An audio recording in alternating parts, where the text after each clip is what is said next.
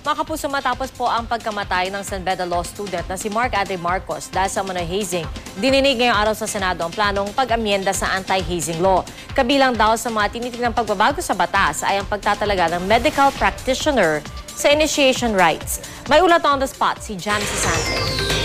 Jam?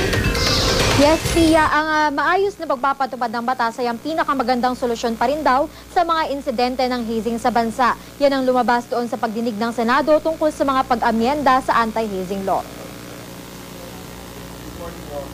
Dumalo sa pagdinig ang mga pamilya ng hazing victims na sina Marvin Reglos at Mark Andre Marcos, mga opisyal ng San Beda College, PNP, NBI, CHED at iba pa.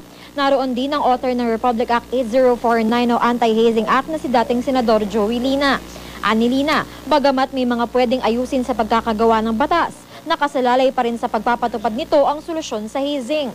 Pagpapatuloy daw kasi ang karahasan sa initiation rights ng mga fraternity kung hindi naman nakikilala at napaparusahan ng mga sangkot dito.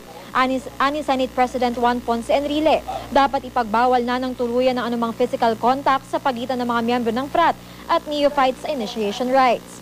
Ayon kay Senador Gringo Honasan, kabilang sa mga kinukonsidera nilang pagbabago sa batas ay ang pagbabawal ng physical contact sa mga miyembro at neophytes at pagtatalaga ng medical practitioner sa initiation rights ng registered organizations.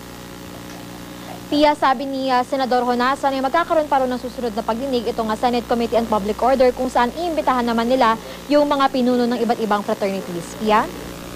Maraming salamat, Jam Sisante.